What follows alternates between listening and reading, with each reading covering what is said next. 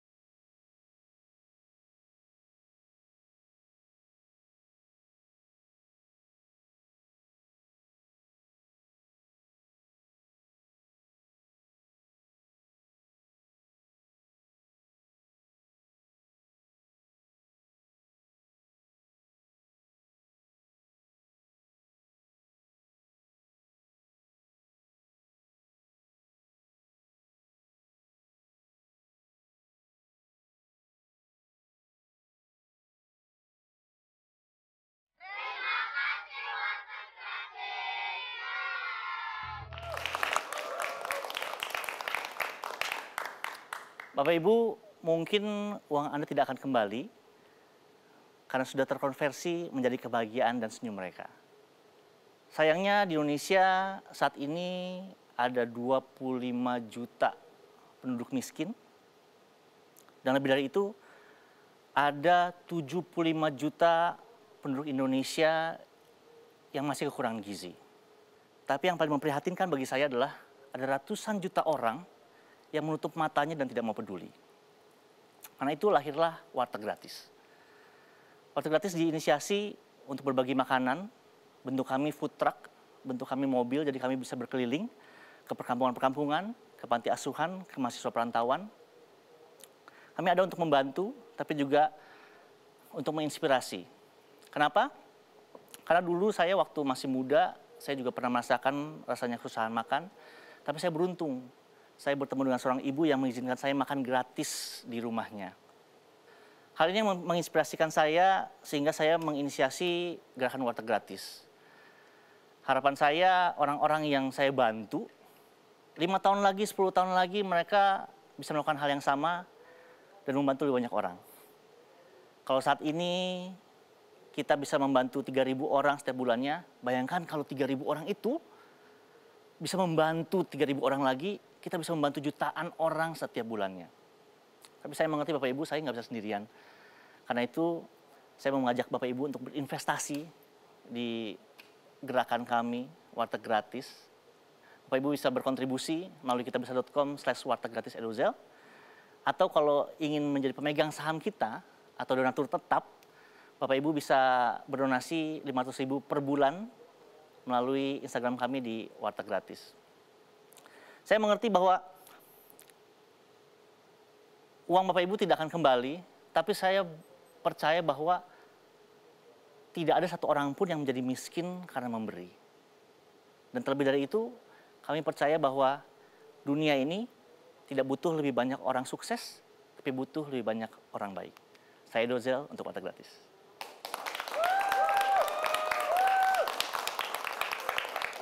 Bahkan kita juga membuka warteg gratis untuk orang-orang yang tidak begitu membutuhkan. Sengaja karena kita mau berbagi inspirasi, pertama. Kedua, kita mengizinkan mereka untuk bayar sesuka mereka. Kita kalau kerja kesuksesan nggak bakal ada habisnya. Betul. Nggak ada habisnya, nggak bakal pernah puas.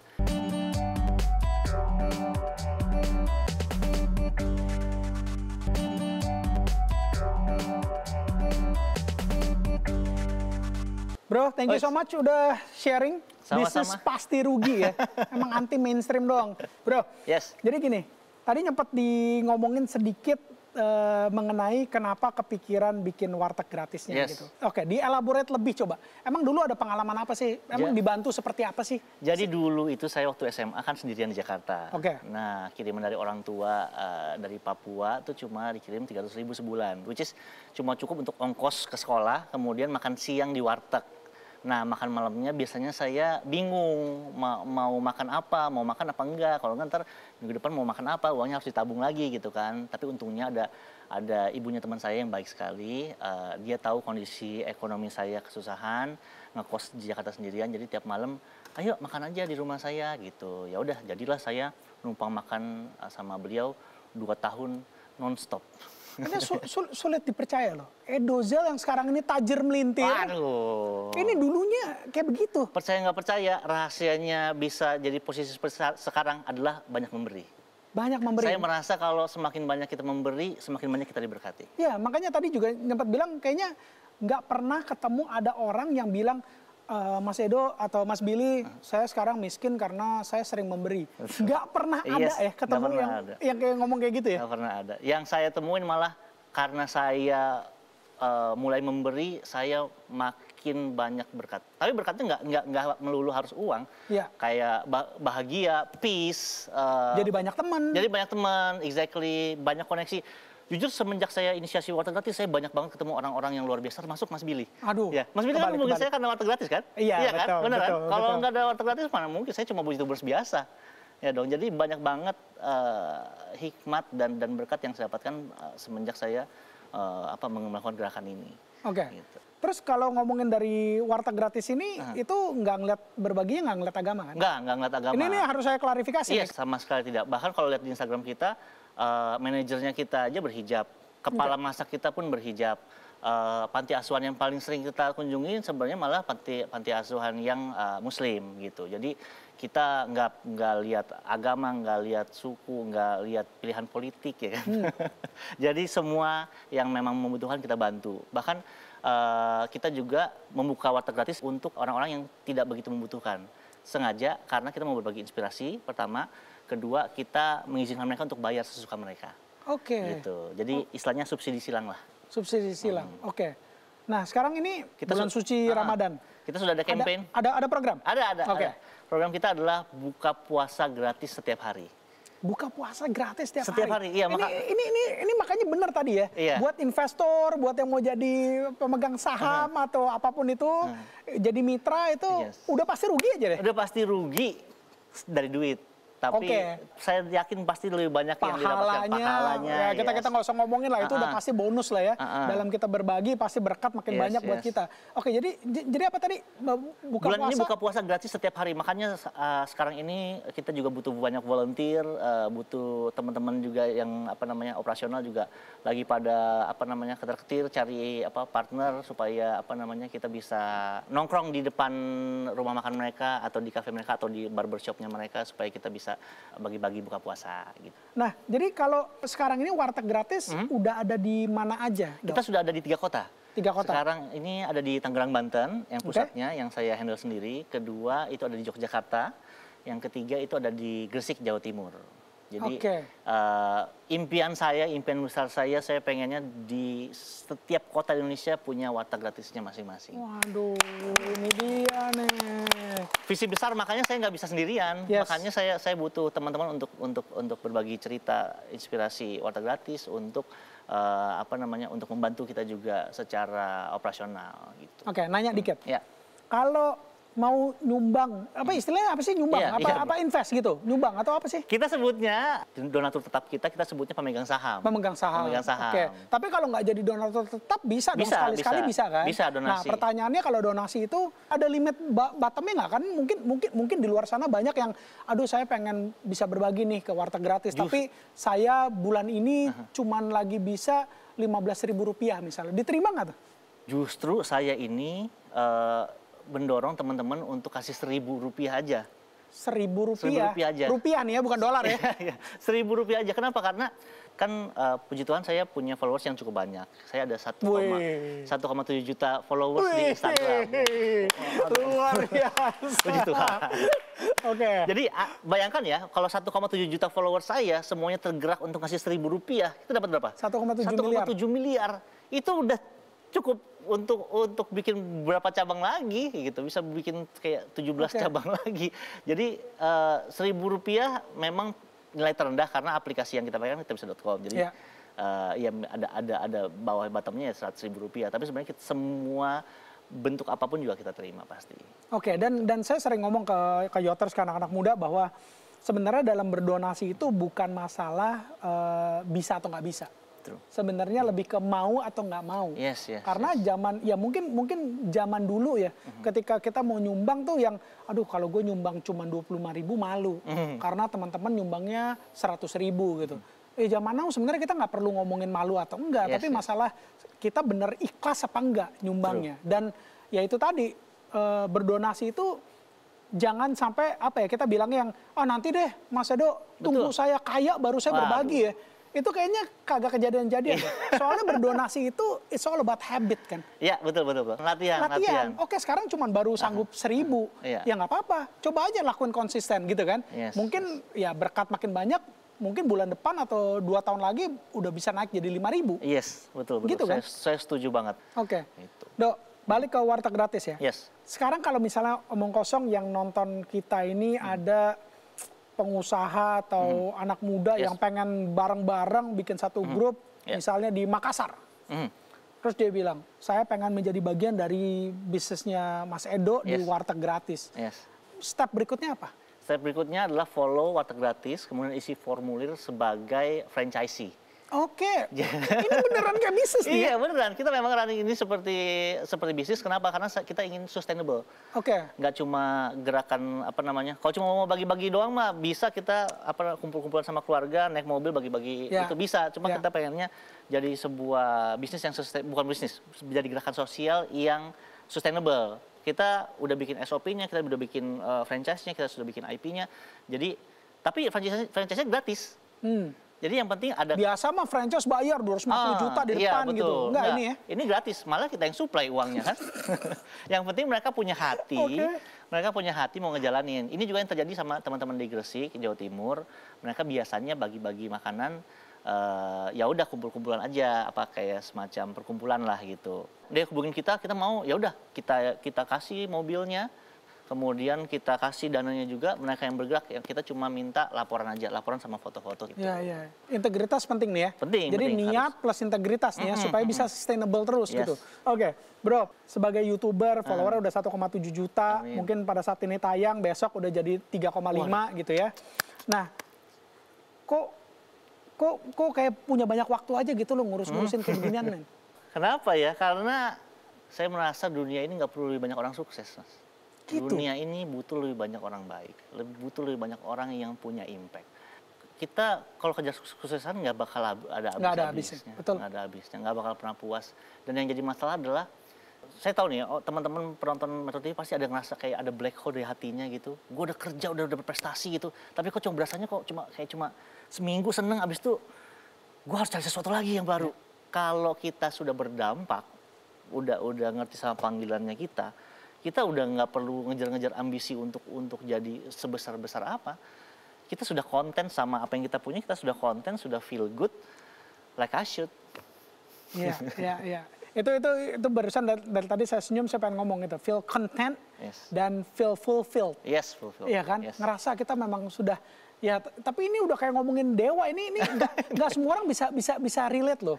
Mungkin banyak orang gini, orang yang mikirin, ya Mas Billy sama Dozal udah bisa ngomongin kayak begitu karena selama ininya udah kayak gimana gitu. Nah tapi gimana tuh pandangan mereka yang masih ngejar sukses? What do you think? Saya kan backgroundnya memang anak broken home gitu. Jadi saya masuk dunia entertainment itu pengen cari perhatian, pengen cari cinta gitu, pengen cari kasih sayang, pengen dapetin perhatian. Itu yang saya nggak dapetin waktu saya tumbuh sebagai anak broken home gitu.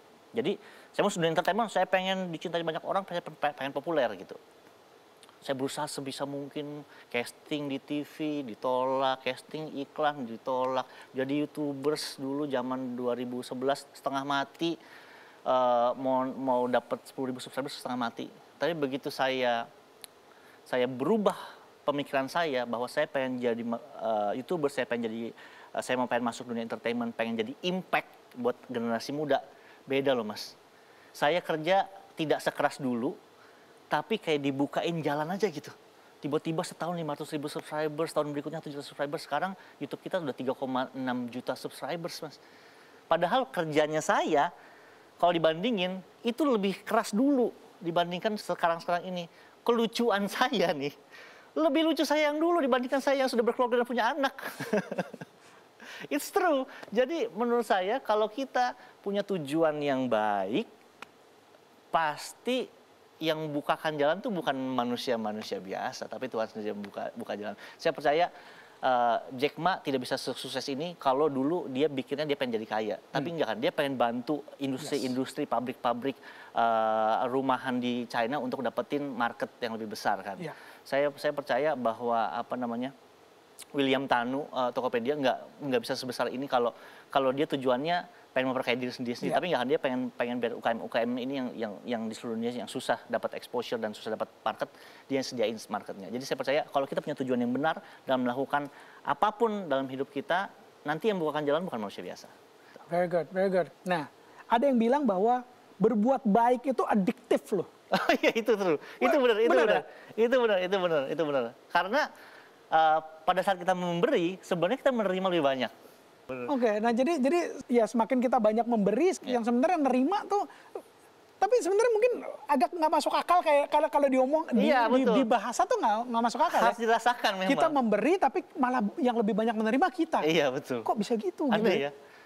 Iya, itu memang udah hukumnya seperti itu, saya juga tidak mengerti psikologinya seperti apa ya. Tapi memang cobain aja. Oke. Buat seorang Edozel yang sekarang udah sekian juta, udah jutaan gitu ya followernya ya. Oke, udah ketahuan nih, warteg gratisnya pengen ada di semua kota di Indonesia. Yes. Amin. Yes. Amin. Harus bisa, men. Yes. Selain warteg gratisnya, itu bakal sibukin diri keseharian dan sampai, atau gini deh 10 tahun ke depan Edozel bakal kayak gimana? Hah? 10 tahun ke depan? Waduh, saya kalau pengennya ya saya pengennya dikenal sebagai orang yang berdampak aja lah buat masyarakat lah. Jadi malah simpel ya. Iya.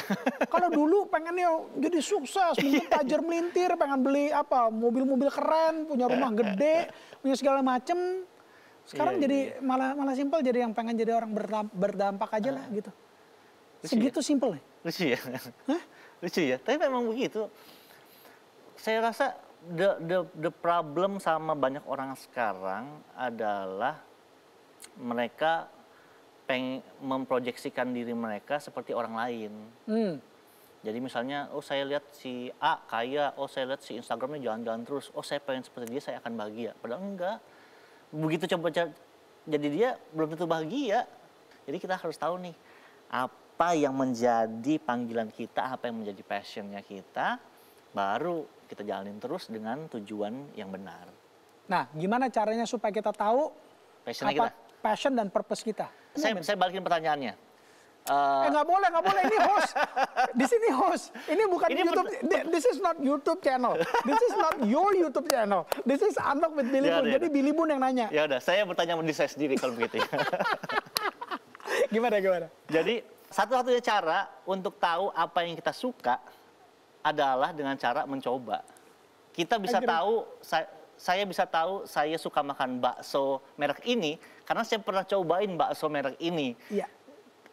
Kalau saya nggak pernah cobain si bakso ini, ya saya tidak akan pernah suka. Jadi anak-anak generasi muda mulai coba hal-hal yang positif, mau nari, mau balet, nyanyi, main piano, melukis. Cobain aja. Kalau ternyata tidak cocok atau tidak ada berbakat atau tidak bahagia, tinggal pindah aja, mumpung masih muda. Oke. Jadi buat semua yang ada di rumah, mulai sekarang coba, dan satu hal yang harus dicoba saat ini juga, yaitu coba berbagi, coba berdonasi, coba jadi franchise-nya warteg gratis. Yes. Oke? Yes. So, thank you so much, Edozel. Cheers, man. Cheers. Cheers, man. Unlock. Jadi kalau hal-hal yang nggak penting, ya itu nggak jadi prioritas gitu. Jadi gimana cara memanage energi kita supaya lebih optimal dalam bekerja. Kalau kita terus belajar, kita bisa pelan-pelan mencari jalan keluar untuk masalah-masalah ini.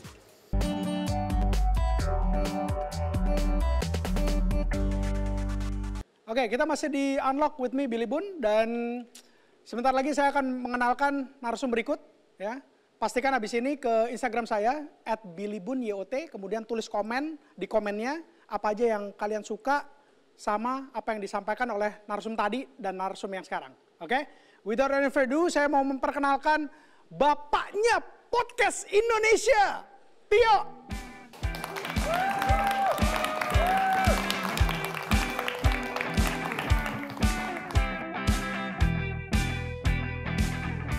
Oke, hari ini saya mau ngomongin tentang cara belajar zaman now. Tapi sebelumnya mau ngenalin diri dulu, saya Tio Guritno, saya CEO dan co-founder dari Inspigo. Apa itu Inspigo? Inspigo adalah audio platform atau audio aplikasi yang berisi ilmu pengetahuan dan informasi gitu. Jadi cara belajar zaman now tuh kayak gimana sih? Sebetulnya kalau kita pikir-pikir ya, dalam keseharian kita, waktu yang tidak produktif itu keseharian kita tuh biasanya apa sih? Stuck di kemacetan, nggak sih? Menurut data nih, 22 hari dalam setahun kita spend waktu di kemacetan. Itu lebih dari 500 jam loh. Biasanya ngapain kalau macet? Sosmed, chatting, posting, itu waktu yang nggak produktif. Nah sebetulnya ada data lagi nih berhubungan sama sosmed. Rata-rata orang Indonesia itu memakai sosial media lebih dari 3 jam, hampir 3,5 jam dalam satu hari. Ya kita harus bisa refleksi sih, itu produktif apa nggak sih kita spend time di sosmed itu. Padahal nih sekarang kita lagi di zaman yang serba teknologi gitu ya, industri 4.0.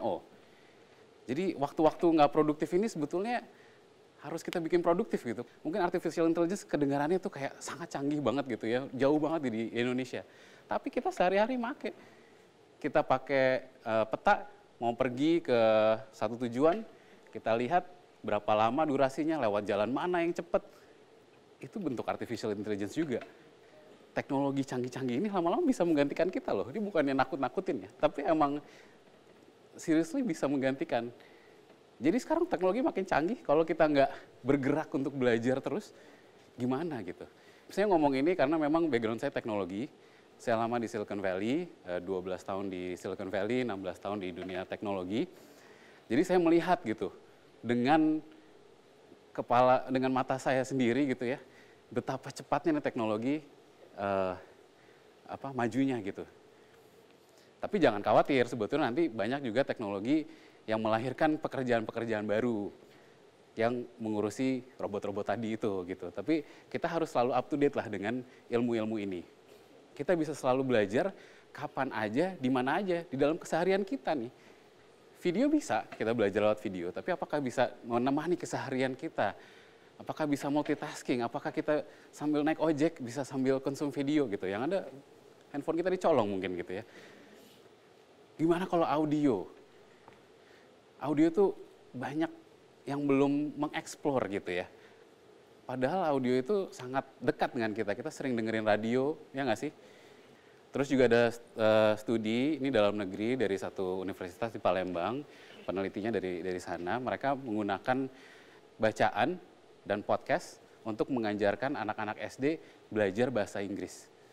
Ternyata mereka melihat bahwa podcast ini menjadi alat yang efektif untuk belajar buat anak-anak ini. Karena lebih engaging, kita bisa dengar langsung pelafalan bahasa Inggrisnya, bisa lebih punya theater of mind, membayangkan apa yang diceritakan di dalam cerita tersebut gitu. Tadi speaking of podcast, podcast itu apa sih? Podcast itu simply audio on demand. Ya kan, kalau kita mau nonton video di salah satu website gitu kan, kita pengen nonton, kita tinggal klik. Gitu kan, bedanya sama kalau radio itu kan di broadcast ya, jadi kita terima sama semua orang yang mendengarkan radio tersebut. Kalau ini kapan kita mau dengarkan, kita bisa mendengarkan audio tersebut. Nah, podcast ini sebetulnya juga di dunia sekarang mulai merambah gitu, audio konten ini. Jadi dari 2004 yang pertama kali ditemukan, sekarang di Amerika itu mungkin ada 144 juta pendengar podcast gitu. Kalau yang mendengarkan Inspigo itu macam-macam. Sebetulnya cukup unik ya, tapi kebanyakan sih mereka pergi ke kantor, pulang ke kantor, atau pergi kuliah, pulang kuliah. Ada yang sambil kerja, sambil bikin tugas. Banyak yang sebelum tidur katanya. Tapi ada satu yang paling unik nih menurut saya, nyangkul sambil belajar gitu. Itu berarti kan appetite untuk belajar itu sangat tinggi gitu ya. Kita mencoba nih mensuplai topik-topik yang berhubungan dengan soft skills yang memang kita juga perlu untuk belajar gitu, emotional intelligence, stress management, mindfulness itu juga cukup populer gitu. Dan banyak masih topik-topik lainnya. Intinya sih sebetulnya gimana sih cara mengisi keseharian kita biar bisa lebih produktif belajar sesuatu yang baru dengan mudah gitu. Nah, sebetulnya keuntungan dari belajar setiap saat ini, personally saya itu bisa mempertajam kreativitas saya. Kalau kita banyak belajar, kita banyak tahu, kita banyak baca, mendengarkan, nonton, apa segala macam, kadang-kadang kalau kita lagi butuh ide kreatif, kita menggabungkan dari apa yang kita tahu menjadi satu ide baru. Jadi semakin banyak ilmu-ilmu yang kita pelajari, kita semakin mudah nantinya untuk menggabungkan itu menjadi sesuatu yang baru. Yang kedua sebetulnya, kalau kita sudah kreatif, itu pelan-pelan kita bisa memecahkan masalah lebih mudah gitu. Ya kan, masalah Indonesia kan banyak ya, korupsi, yang lain-lain gitu kan. Tapi untuk memecahkan masalah itu kan tidak mudah. Nah, kalau kita sering belajar gitu, sering mendengarkan ilmu-ilmu ini, lama-lama kita punya cara untuk menemukan masalah-masalah ini. Simple-simple aja sih, saya tuh punya problem dulu. saya merasa kayak cukup organized dalam rutinitas saya gitu ya.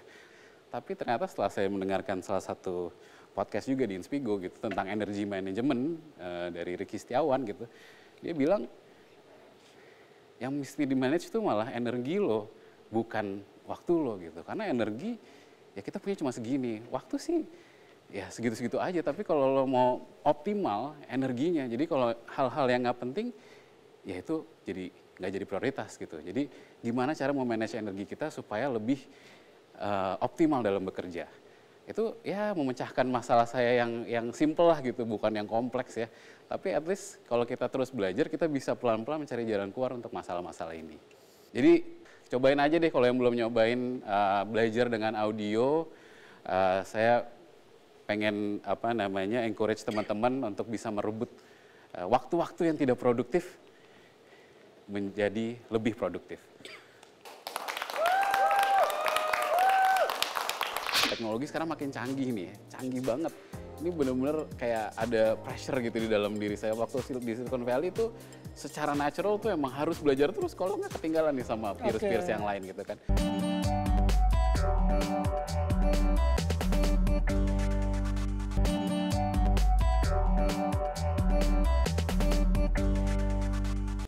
Bro, thank you so much udah sharing. Thank you. Mind blowing banget, ngebuka banyak pemikiran-pemikiran yang selama ini orang kalau ngomongin belajar kan nomor satu tuh selalu kita mikirnya buku gitu. Yes. Karena mungkin dari TK kita belajar ya dari buku gitu. Yeah. Nah, beberapa tahun lalu sebelum Inspigo lahir, sebelum podcast di Indonesia makin booming, banyak orang yang ngomong ke saya bilang pada dasarnya gini deh, kalau di digital audio itu mengalahkan teks, gambar itu mengalahkan teks gitu. Tapi video yang paling ultimate-nya, men. Buktinya YouTube. Gitu. Nah, pandangan sebagai founder Inspigo gimana? Yeah. Of course, masing-masing itu punya kekuatannya ya. Ya, of course baca juga kan ada sensasi yang berbeda gitu ya. Dengerin audio juga sensasi berbeda, visual juga berbeda, video juga berbeda gitu. Kalau audio itu sebetulnya secara nggak langsung membuat kita membayangkan apa yang didengarkan gitu. Itu menurut saya lebih mengasah kreativitas kita juga. Misalnya saya cerita nih, pagi-pagi ke kantor pakai baju kotak-kotak, ya nggak sih? Terus saya pakai sepatu warna putih. Terus kita buka pintu naik motor. Mungkin yang ada di Billy, bayangannya sama yang ada di sini semua beda. Settingannya beda-beda tuh semuanya tuh. Kalau video kan kita sudah didictate bahwa itu, nih gambarnya ini, audionya ini. Okay. Nah kalau audio tuh ada kreativitas atau imajinasi kita yang bekerja, yang di-trigger gitu. Okay. Kebetulan saya dulu lama di dunia teknologi streaming di Silicon Valley, itu sekitar 6 tahun. Saya membuka startup sendiri di bidang HR, setelah itu di bidang edukasi. Jadi sebetulnya ada hubungan lah produk-produk yang saya pernah bikin dengan apa yang saya bikin sekarang gitu. Nah itu kan sebenarnya pengalaman yang berguna banget gitu. Jadi ketika kita mau membuat produk, karena saya udah pernah bikin streaming, jadi secara experience saya udah pernah mengalami nih yang terbaik nih seperti apa gitu. Jadi itu sangat membantu sih. Oke. Apa perbedaan orang-orang sana ketika belajar atau cara belajar mereka dengan cara belajarnya orang Indonesia? Ada yang bisa di-share nggak? Sehingga kita juga kebuka nih matanya nih. Di sana sih mungkin lebih ke cara pandang mereka ya, sewaktu membuat sesuatu gitu ya, sesuatu produk, karena saya juga di teknologi, itu view-nya tuh langsung dunia gitu. Jadi sewaktu membuat produk, itu vision-nya itu juga untuk dunia gitu. Kalau di Indonesia memang kita sekarang ini masih view-nya view Indonesia. Tapi lama-kelamaan nih dengan adanya produk-produk yang lumayan mendunia, mindset kita bisa pelan-pelan berubah. Kita nggak cuma untuk Indonesia, mungkin Southeast Asia, mungkin nanti dunia gitu kan. Nah sebetulnya itu kelebihan atau bukan kelebihan, sebetulnya perbedaan lah ya, perbedaan antara di sana sama di sini gitu. Ya, pelan-pelan kita akan ke sana dan kita, menurut saya sih kapabilitas kita, skill kita itu sangat mumpuni lah untuk bersaing dengan dunia luar. Lebih ke mindsetnya sih, karena kalau dari kreativitas gitu ya, Indonesia tuh kreatif banget. Karena kita dengan keterbatasan kita tuh sangat kreatif menurut saya. Gitu ya? Gitu, ya benar-benar, ya kalau di luar mungkin kita semua serba ada gitu ya. Rutin gitu ya? Rutin gitu. Aturan udah jelas gitu ya? Kita di sini apa coba, mau disuruh di stop ini, tiba-tiba keluar ini gitu kan, kayak itu kan kreativitas gitu ya. Oke. Jadi kalau sekarang ini Inspigo ada berapa narasumber. pembicara yang sudah Kita berbagi? sekitar 800 hampir 900-an. Sangat keterlaluan buat kita semua kalau udah ada platformnya, terus kemudian kita sia-siain. Ya, kita juga mencoba membuat formatnya itu sangat gampang lah dicerna gitu ya, dengan format talk show gini gitu, ngobrol keseharian. Jadi apapun yang disampaikan itu formatnya bukan teori gitu, lebih ke pengalaman. Nah, dengar pengalaman itu kadang-kadang itu benar-benar bisa eye opening gitu ya. Jadi Mas Tio sendiri masih dengerin? masih dong, Masih belajar? masih harus lah. Oh, jadi ini sebenarnya project Pribadi egois ya? Ya karena emang ya pertama sebagai product owner kita harus selalu konsumsi produk kita sendiri ya. Kedua tapi emang saya juga berusaha untuk ya selalu up to date lah gitu. Banyak banget yang saya nggak tahu gitu, biarpun ya dengan udah berpengalaman segala macam, tapi banyak lah di luar sana yang saya nggak tahu gitu. Tadinya mindfulness saya nggak tahu, tapi akhirnya saya belajar, oh ternyata mindfulness ini dan berguna loh gitu. Gimana caranya bisa produktif tapi still mindful gitu. Saya harus belajar lagi dan alat ini ya sangat membantu buat saya gitu. Nah, saya mau nanya, gimana caranya supaya generasi muda Indonesia punya mindset untuk terus mau belajar? Ya, kalau saya sih selalu mencoba menyadarkan diri bahwa saya tuh nggak tahu semua hal, yang saya tahu tuh cuma sedikit gitu. Nah yang kedua ya tadi itu kayak teknologi sekarang makin canggih nih, canggih banget. Ini benar-benar kayak ada pressure gitu di dalam diri saya. Waktu di Silicon Valley itu secara natural tuh emang harus belajar terus, kalau nggak ketinggalan nih sama peers-peers yang lain gitu kan. Itu terbentuklah kayak some sort of ya habit gitu untuk selalu belajar, kalau nggak ya gone with the wind gitu, udah hilang ditelan bumi gitu kan. Mencoba untuk be humble, untuk tidak selalu sombong bahwa kita paling pinter, paling tahu lah di dunia ini gitu. Banyak yang kita nggak tahu, nggak mungkin manusia itu tahu banyak hal gitu lah. Kan kalau tadi ngeliat dari topik-topik yang ada di Inspigo kan kompleks problem solving, William Tanuwijaya ngomong, Wisnu Tama ngomong gitu kan. Itu kayaknya berat-berat banget men, gitu loh. Nggak ada yang tema-tema santuy-santuy gitu nggak ada ya? Buat kita-kita gitu loh, buat kayak yang seumuran saya gitu loh. Asik. Banyak sebetulnya, tapi itu juga kalau didengerin santai ngobrol gitu ya, nggak terlalu yang berat banget, karena memang kita mencoba segimana mungkin mendeliver kontennya itu dengan santai gitu. Tapi kalau topik-topik yang santai juga banyak sih, ada tentang gaming, tentang musik, traveling, tentang musik gitu. Fashion ada juga, ya lumayan gitu. Tapi memang kita core-nya itu knowledge, jadi ya mungkin kalau dibilang serius, ada serius sedikit, ngobrol-ngobrol, hahaha gitu, cuma ada value-nya lah gitu. Kalau sekarang, kalau saya untuk ngebayangin orang dunia kerja, dari rumah mau ke kantor, naik kereta, atau segala macam gitu ya, atau di kantor, atau di mobil, dengerin podcast, belajar tuh kebayang, karena balik lagi topik-topiknya tuh boleh dibilang sangat bermanfaat buat karir maupun bisnis. Kalau buat anak-anak kampus deh, karena jangan salah yang nonton kita banyak anak kampus juga. Untuk mereka-mereka ini, itu seberapa perlu mereka di umur 18, 19, 20, 21, 22 untuk belajarin segala macam yang disampaikan sama orang-orang yang sudah super top banget. Kalau di kampus sebetulnya unik nih. Jadi waktu itu memang target market kita awalnya itu 22 ke atas, ya early workforce lah gitu, baru masuk kerja gitu. Tapi ternyata teman-teman universitas, para mahasiswa-mahasiswi ini dengan organik mereka mendengarkan Inspigo. Saya tanya tuh, saya juga nggak tahu kenapa kan. Ternyata mereka tuh mau mempersiapkan diri mereka untuk masuk ke dunia kerja. Apa sih yang diperluin, kreativitas, people management, itu kayak apa sih bentuknya. Jadi mereka banyak yang kepo lah istilahnya gitu. Untuk pengen tahu nanti pas di dalam dunia kerja itu seperti apa. Jadi gue masuk tuh nggak blank-blank banget lah gitu. Jadi ternyata antusiasmenya cukup tinggi karena alasan itu gitu. Jadi untuk mempersiapkan, jadi mungkin apa yang kita dengar, apa yang kita belajarin sekarang mungkin belum bermanfaat detik ini atau besok atau lusa atau minggu depan gitu. Tapi knowledge akan selalu bermanfaat suatu hari nanti. Saya dengerin misalnya ilmu dari Wisnu Tama, dari William gitu. At some point ini perlu nih ilmu-ilmu ini nih. Jadi memberikan ide-ide untuk problem solving yang kreatif gitu. itu kita nggak tahu kapan kita perlunya gitu. Oke, that's it perbincangan saya pada malam hari ini bareng Mas Tio, bapaknya podcast Indonesia, boleh dibilang gitu ya. Thank you.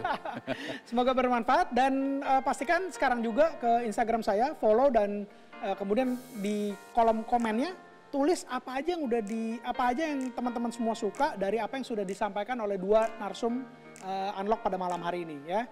Tulis apa yang disukain dan juga kenapanya. Nanti yang beruntung bisa dapetin kacamata Oakley persembahan dari Optic Says. Mantap. Until next month, be inspired. I'll see you on top. Orang-orang tuh bangga kalau nyumbangnya besar. gede, men. Sementara ente nyumbang 1.000 aja dikasih tahu ke follower ya. Luar biasa ya. Betul. Emang enaknya kalau punya follower, kalau selebriti kayak gini nih. Kalau mau jadi followernya Dozel mah tinggal klik aja ya, Klik subscribe di bawah ini gitu ya. Gimana? Dozel, subscribe. Oke. Metro TV, knowledge to elevate.